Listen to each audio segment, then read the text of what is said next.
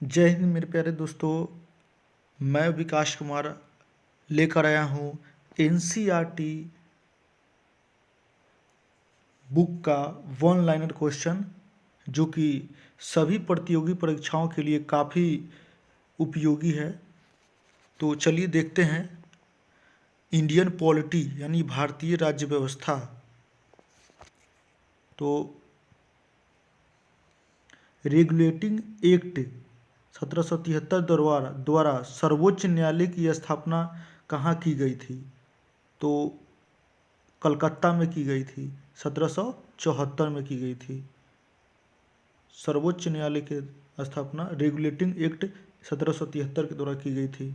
अगला है भारतीयों को भारत के प्रशासन में भाग लेने का अधिकार किस अधिनियम के द्वारा है? तो इसका राइट आंसर हो जाएगा चार्टर एक्ट 1833 के अधिनियम के द्वारा। चार्टर एक्ट 1833 के अधिनियम द्वारा भारतीयों को भारत के प्रशासन में भाग लेने का अधिकार है। भारतीय विधान परिषद को बजट पर बहस करने की शक्ति किस अधिनियम के द्वारा प्राप्त हुई? तो इसका राइट आंसर हो जाएगा भारत परिषद अधिनियम 1892। भारत विधान परिषद को बजट पर बहस करने की शक्ति भारत परिषद अधिनियम 1892 के तहत प्राप्त हुई। अगला है केंद्रीय विधानमंडल सर्वप्रथम किस अधिनियम के द्वारा द्विसदनीय बनाया गया? तो ये 1919 के भारत शासन अधिनियम द्वारा द्विसदनीय बनाया गया। केंद्रीय विधानमंडल 1919 के भारत शासन अधिनियम के द्वारा द्विसदनीय बनाया गया। भारत के राष्ट्रपति को अध्यादेश निर्गत करने की शक्ति मूलतः किस अधिनियम से प्रेरित है? तो इसका राइट आंसर हो जाएगा भारत शासन अधिनियम 1935। भारत शासन अधिनियम 1935 से भारत के राष्ट्रपति को अध्यादेश निर्गत करने की शक्ति मूलतः प्रेरित है। आगे है भारत का संवैधानिक विकास। ईस्ट इंडिया कंपनी के अंतर्गत बहुत सारे एक्ट लाए गए, तो उसी एक्ट को देखेंगे। तो ये 1773 में रेगुलेटिंग एक्ट, तो इसमें 10 साल ऐड कर देंगे तो मान के चलिए 1774 में पिट्स इंडिया एक्ट हो जाएगा। फिर इसमें भी 10 साल ऐड कर देंगे तो ये एक लॉजिक के लेकर के तौर पर, और ये चार्टर एक्ट 1793 हो जाएगा। फिर इसमें 20 साल ऐड कर दीजिए तो चार्टर एक्ट 1813 हो जाएगा। फिर इसमें 20 साल ऐड कर दीजिए तो चार्टर एक्ट 1833 हो जाएगा। फिर उसके बाद 20 साल ऐड कीजिए तो चार्टर एक्ट 1853 होगा। अब ये ब्रिटिश क्राउन के अंतर्गत, अब देखिए ब्रिटिश क्राउन के अंतर्गत, तो ये भारत शासन अधिनियम 1898, भारत परिषद अधिनियम 1861 और भारत परिषद अधिनियम 1892 और भारत परिषद अधिनियम 1919, और आगे है भारत शासन अधिनियम 1919, भारत शासन अधिनियम 1935, भारत स्वतंत्रता अधिनियम 1947। इतने सारे एक्ट लाए गए थे।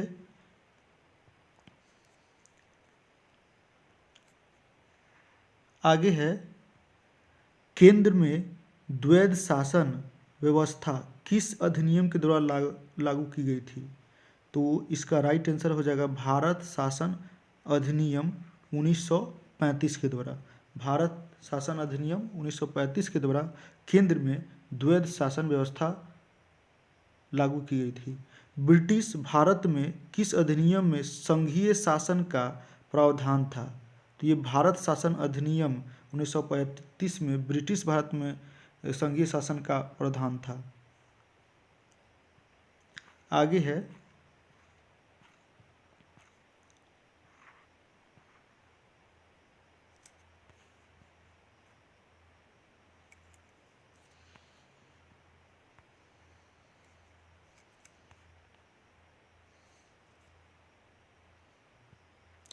अखिल भारतीय संघ स्थापित करने का प्रावधान किस अधिनियम में किया गया था?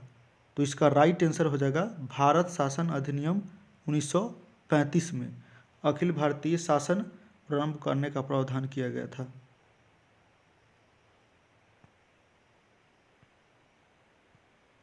भारत के संविधान के में केंद्र और राज्यों के मध्य किया गया शक्तियों का विभाजन भारत सरकार अधिनियम 1935 पर आधारित था।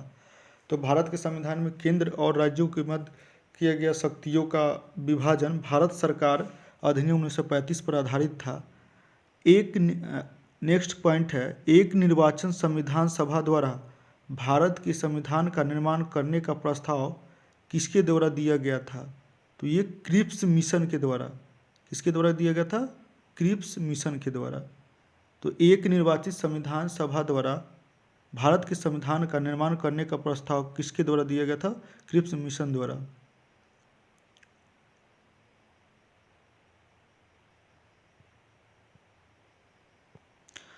नेक्स्ट पॉइंट है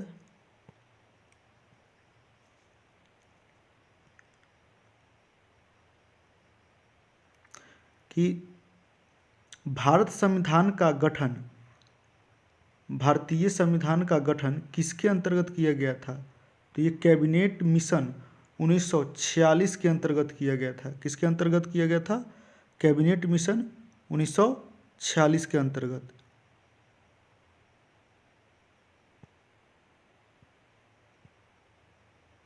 आगे है, नेक्स्ट पॉइंट है, कैबिनेट मिशन द्वारा प्रस्तुत योजना के अनुसार संविधान सभा में प्रांतों से प्रतिनिधियों का निर्वाचन किस अनुपात में था? तो इसका आंसर हो जाएगा 10 लाख की जनसंख्या पर एक सदस्य। कितना? 10 लाख की जनसंख्या पर एक सदस्य। नेक्स्ट पॉइंट है, भारतीय संविधान का निर्माण करने वाली संविधान सभा के सदस्यों का चुनाव किसके द्वारा किया गया था? तो ये विभिन्न प्रांतों के विधानसभाओं के द्वारा किया गया था।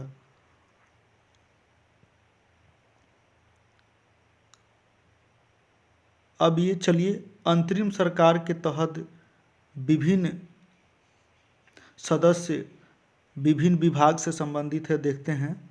जैसे जवाहरलाल नेहरू हो गए, ये राष्ट्रमंडल संबंध तथा विदेश मामले के सदस्य थे। सरदार वल्लभ भाई पटेल जो कि गृह सूचना एवं प्रसारण मंत्रालय के सदस्य थे। और डॉक्टर राजेंद्र प्रसाद खाद्य एवं कृषि के सदस्य थे। और जॉन मथाई ये उद्योग एवं नागरिक आपूर्ति के सदस्य थे। जगजीवन राम ये श्रम विभाग के सदस्य थे। और सरदार वल्लभ देव सिंह ये रक्षा विभाग के सदस्य थे। लियाकत अली खां ये वित्त विभाग के सदस्य थे। और C8 में है सी राजा गोपालचारी जो कि शिक्षा एवं कला के सब सदस्य थे।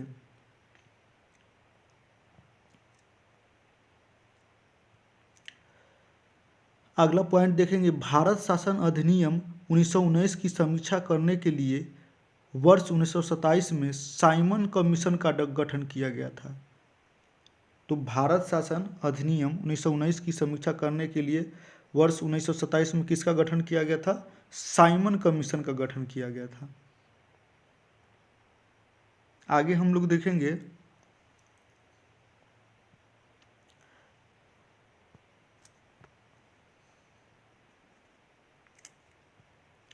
भारत की संविधान सभा की पहली बैठक कब हुई? तो भारत की संविधान सभा की पहली बैठक 9 दिसंबर 1946 को हुई। 9 दिसंबर 1946 की। भारतीय संविधान का प्रथम प्रारूप सर बी एन राव द्वारा तैयार किया गया था। तो भारतीय संविधान का प्रथम प्रारूप किसके द्वारा? सर बी एन राव द्वारा तैयार किया गया था। संविधान सभा का अस्थायी अध्यक्ष किसे चुना गया था? परमानेंट चेयरमैन संविधान सभा का किसे चुना गया था? तो ये डॉक्टर राजेंद्र प्रसाद का। अच्छा, संविधान सभा का अस्थायी अध्यक्ष किसे चुना गया था? तो ये सच्चिदानंद सिन्हा को सचिदानंद सिन्हा को अस्थायी अध्यक्ष चुना गया था और डॉक्टर राजेंद्र प्रसाद जी को अस्थायी अध्यक्ष चुना गया था। नेक्स्ट पॉइंट है, संविधान सभा में पंडित नेहरू द्वारा उद्देश्य प्रस्ताव कब प्रस्तुत किया गया था? तो पंडित नेहरू द्वारा संविधान सभा में 13 दिसंबर 1946 को उद्देश्य प्रस्ताव प्रस्तुत किया गया था। नेक्स्ट पॉइंट है, नेहरू द्वारा प्रस्तुत उद्देश्य प्रस्ताव संविधान सभा में कब स्वीकृत किया गया था? यहाँ था कि पिछले वाले पॉइंट में कि कब प्रस्तुत किया गया था, तो 13 दिसंबर 1946 को। यहाँ है कि नेहरू द्वारा प्रस्तुत उद्देश्य प्रस्ताव संविधान सभा में कब स्वीकृत हुआ था, तो ये 22 जनवरी 1947 को स्वीकृत हुआ था। भारतीय नेक्स्ट पॉइंट है, भारतीय संविधान के निर्माण काल में संविधान सभा के कुल कितने अधिवेशन हुए थे? तो ये 12 अधिवेशन हुए थे। भारतीय संविधान के निर्माण काल में संविधान सभा के कुल 12 अधिवेशन हुए थे। नेक्स्ट पॉइंट है, भारतीय संविधान के निर्माण में संविधान सभा को कितना समय लगा था? तो ये 2 वर्ष 11 माह और 18 दिन का समय लगा था। कितने दिन का? 2 वर्ष 11 माह 18 दिन का। नेक्स्ट पॉइंट है, भारतीय संविधान सभा के संवैधानिक सलाहकार कौन थे? तो ये सर BN राव थे। भारतीय संवैधानिक सलाहकार संविधान सभा के BN राव। नेक्स्ट पॉइंट है, भारत की संविधान सभा ने वर्तमान रूप में राष्ट्रीय ध्वज को कब अपनाया? तो ये राष्ट्रीय ध्वज को अपनाया 22 जुलाई 1947 को। नेक्स्ट पॉइंट है, संविधान सभा की प्रथम बैठक की अध्यक्षता किसने की थी? तो ये डॉक्टर सच्चिदानंद सिन्हा ने की थी। और आपको हम बताए ही थे थोड़ी देर पहले कि सच्चिदानंद सिन्हा को अस्थायी अध्यक्ष चुना गया था। चलिए नेक्स्ट पॉइंट है,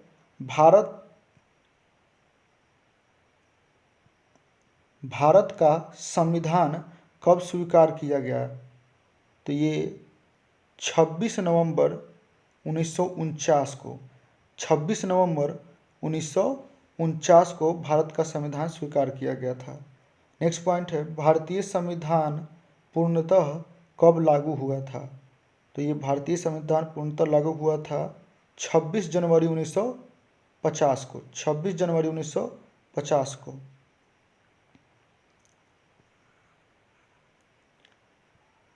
अब हम देखेंगे संविधान सभा कॉन्स्टिट्यूएंट असेंबली के बारे में देखेंगे। 9 दिसंबर 1946 को संविधान सभा की प्रथम बैठक हुई, जिसमें डॉक्टर सच्चिदानंद सिन्हा को अस्थायी अध्यक्ष तथा 11 दिसंबर 1946 को राजेंद्र प्रसाद को अस्थायी अध्यक्ष चुना गया। संविधान निर्माण का प्रारंभ 13 दिसंबर 1946 को पंडित जवाहरलाल नेहरू द्वारा प्रस्तुत उद्देश्य प्रस्ताव ऑब्जेक्टिव रिसोल्यूशन से हुआ, जिसे 22 जनवरी 1947 को सर्वसम्मति से स्वीकार कर लिया गया। 26 नवंबर 1949 को भारतीय संविधान अंगीकृत किया गया। तो भारतीय संविधान अंगीकृत कब किया गया? 26 नवंबर 1949 के। और सर्वसम्मति से स्वीकार कब किया गया? 22 जनवरी 1947 को। जबकि 26 जनवरी 1950 को इसे पूर्णतः लागू किया गया। और लागू कब किया गया? तो ये हुआ 26 जनवरी 1950 से।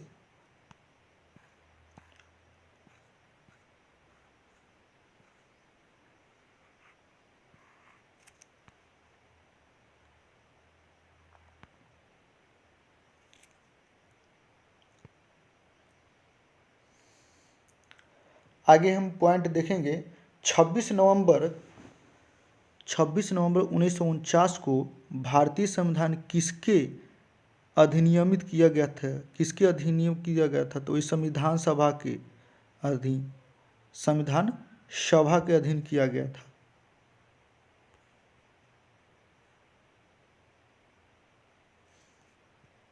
नेक्स्ट है, जन गण मन को भारत के राष्ट्रगान के रूप में कब अपनाया गया?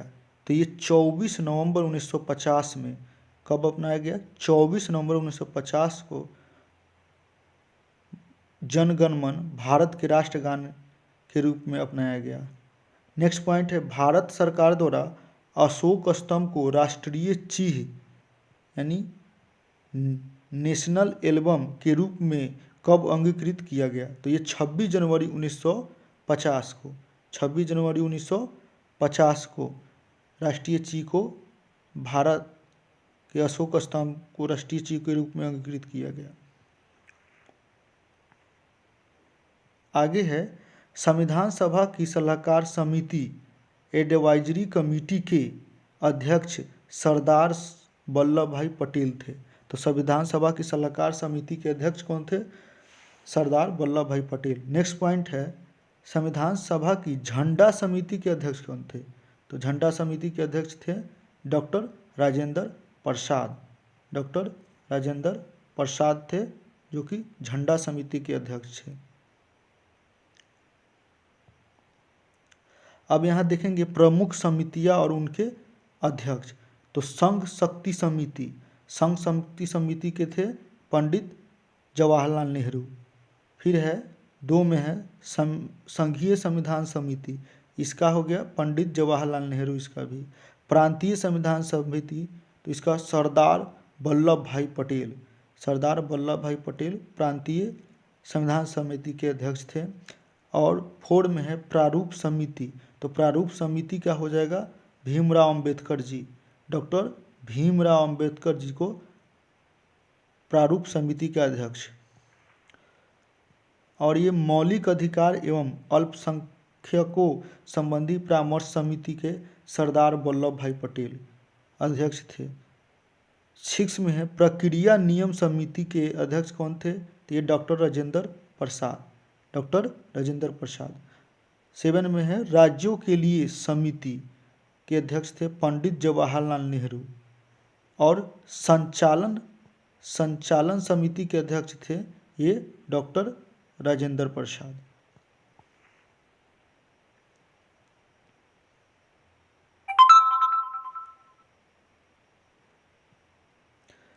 अगला पॉइंट है, संविधान सभा की कार्यों से संबंधित समिति के अध्यक्ष कौन थे? तो ये थे जीवी मावलंकर। कौन थे? जीवी मावलंकर थे।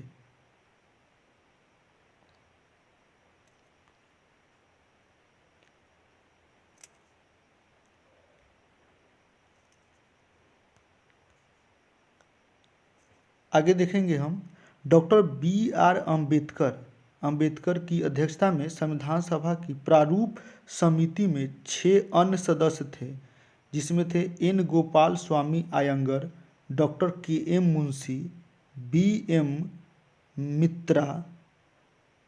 बाद में इनके स्थान पर N माधव राव आ गए थे और अल्लादी कृष्णा स्वामी अय्यर, सैयद मोहम्मद सादुल्ला तथा DP खेतान थे। बाद में इनके DP खेतान के स्थान पर TT कृष्णमचारी आ गए थे। चलिए आगे देखेंगे, संविधान सभा ने डॉक्टर BR अंबेडकर की अध्यक्षता में प्रारूप समिति का गठन किया। कब किया था? तो ये 29 अगस्त 1947 को। कब किया था? 29 अगस्त 1947 को संविधान सभा ने डॉक्टर BR अंबेडकर की अध्यक्षता में प्रारूप समिति का गठन किया था। और कब किया था? तो 29 अगस्त 1947 को। आगे पॉइंट देखेंगे, संविधान सभा ने डॉक्टर BR अंबेडकर की अध्यक्षता में प्रारूप समिति का गठन, ये तो बता दिए थे। डॉक्टर BR अंबेडकर का संविधान सभा में निर्वाचन किस प्रेसिडेंसी से हुआ था?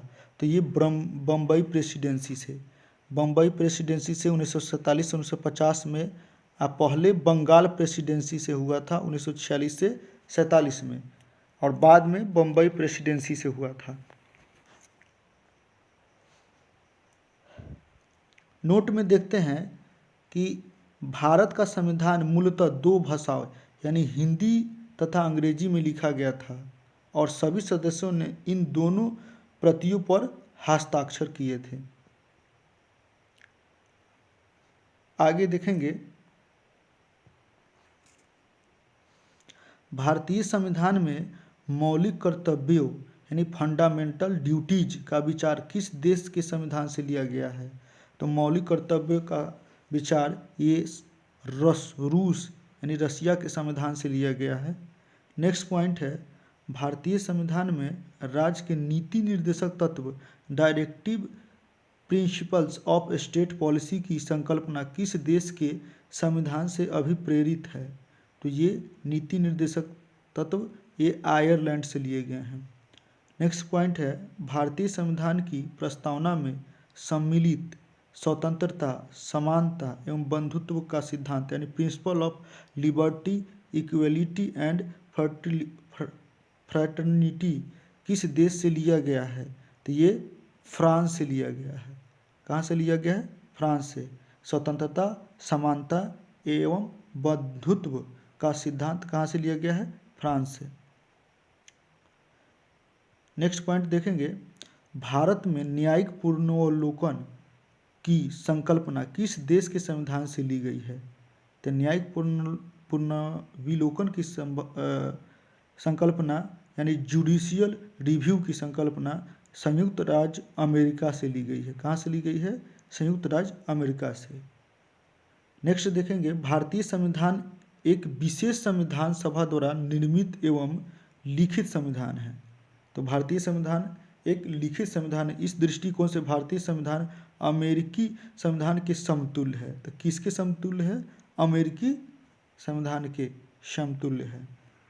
नेक्स्ट पॉइंट देखेंगे, भारतीय संविधान में संवैधानिक संशोधन का प्रावधान किस देश से लिया गया है? तो संवैधानिक संशोधन का प्रावधान दक्षिण अफ्रीका से लिया गया है। कॉन्स्टिट्यूशनल अमेंडमेंट यानी संवैधानिक संशोधन दक्षिण अफ्रीका से लिया गया है। नेक्स्ट पॉइंट देखेंगे, भारत के संविधान में सम्मिलित आपातकालीन उपबंध इमरजेंसी प्रोविजंस किस देश के संविधान से प्रेरित है? तो ये जर्मनी के वीमर संविधान से। जर्मनी के वीमर संविधान से आपातकालीन उपबंध यानी इमरजेंसी प्रोविजंस लिया गया है। नेक्स्ट पॉइंट है, शक्तिशाली केंद्र के साथ भारत की संघात्मक व्यवस्था किस देश से यानी फेडरल सिस्टम किस देश के संविधान से प्रेरित है? तो ये कनाडा के संविधान से। कहाँ के? कनाडा के संविधान से संघात्मक व्यवस्था।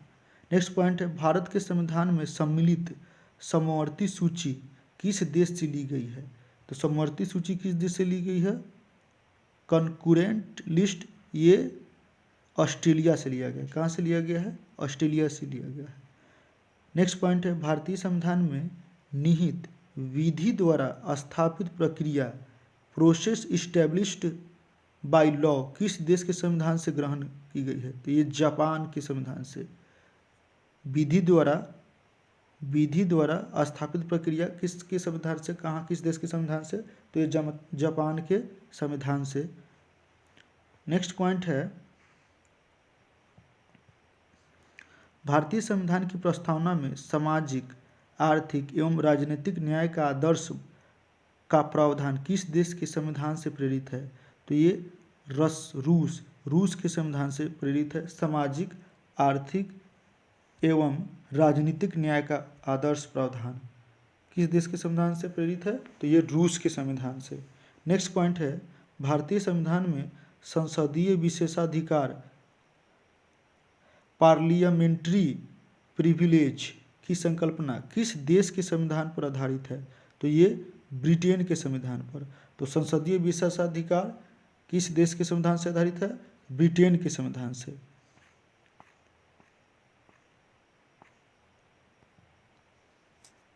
नेक्स्ट पॉइंट देखेंगे,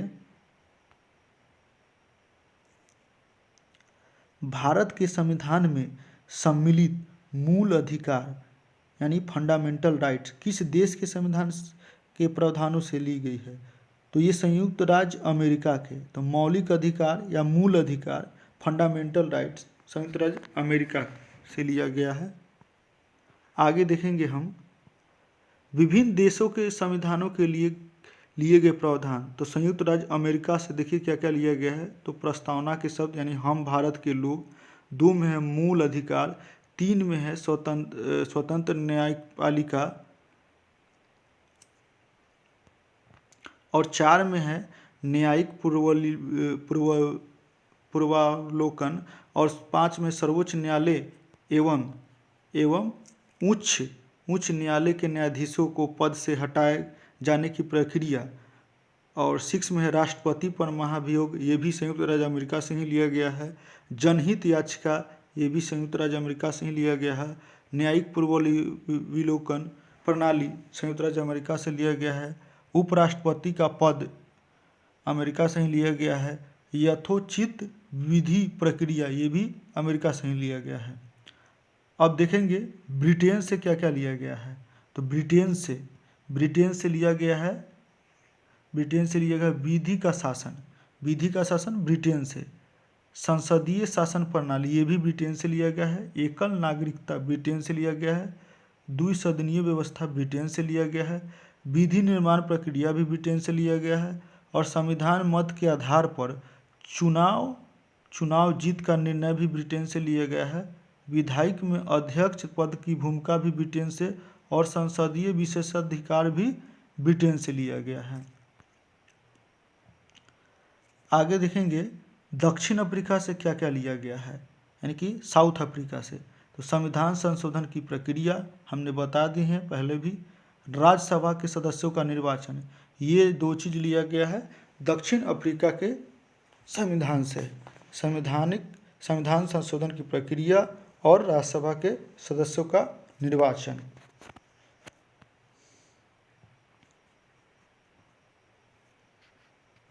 अब हम देखेंगे कनाडा के संविधान से। कनाडा के संविधान से क्या क्या लिया गया है। तो ये सशक्त केंद्र के साथ संघीय व्यवस्था कनाडा से लिया गया है। 2 में शक्तियों का वितरण अथवा अवशिष्ट शक्तियों का केंद्र निहित होना, ये भी कनाडा से लिया गया है। 3 में केंद्र द्वारा राज्यों में राज्यपाल की नियुक्ति, ये कनाडा के संविधान से लिया गया है। और उच्चतम न्यायालय का परामर्शी न्याय निर्णयन, ये भी कनाडा से लिया गया है। और संघात्मक विशेषताएं, ये भी कनाडा से ही लिया गया है। आगे देखेंगे ऑस्ट्रेलिया से क्या क्या लिया गया है। तो ऑस्ट्रेलिया से समवर्ती सूची लिया गया है। व्यापार, वाणिज्य एवं समागम की स्वतंत्रता संबंधी प्रावधान लिया गया है। संसद के दोनों सदन की संयुक्त बैठक, जो कि आर्टिकल 108 में है, अनुच्छेद 108 में है, संयुक्त अधिवेशन की चर्चा, तो ये भी ऑस्ट्रेलिया से ही लिया गया है। प्रस्तावना की भाषा, ये भी ऑस्ट्रेलिया से ही लिया गया है। अब देखेंगे नेक्स्ट आयरलैंड से क्या क्या लिया गया है। तो आयरलैंड से लिया गया है राज्य की नीति निर्देशक तत्व लिया गया है। राष्ट्रपति की निर्वाचन पद्धति लिया गया है। राज्यसभा में सदस्यों का नामांकन लिया गया है। आगे देखेंगे फ्रांस से क्या क्या लिया गया है। गणतंत्रात्मक व्यवस्था लिया गया है। स्वतंत्रता, समानता एवं बंधुत्व का सिद्धांत लिया गया है। तो फ्रांस से क्या क्या लिया गया है। गणतंत्रात्मक व्यवस्था, स्वतंत्रता, समानता एवं बंधुत्व का सिद्धांत लिया गया है। आगे देखेंगे रूस से क्या क्या लिया गया है। रूस से मूल कर्तव्य, प्रस्तावना में सामाजिक, आर्थिक एवं राजनीतिक न्याय का आदर्श, ये लिया गया है। तो रूस से लिया गया है मूल कर्तव्य और प्रस्तावना में सामाजिक, आर्थिक एवं राजनीतिक न्याय का आदर्श। और जर्मनी से देखेंगे, जर्मनी से क्या लिया गया है। जर्मनी से आपातकाल के समय मूल अधिकारों का स्थगन, ये लिया गया है जर्मनी से। और जापान से लिया गया है विधि द्वारा स्थापित प्रक्रिया कहाँ से लिया गया है। जापान से। नोट में हम देखेंगे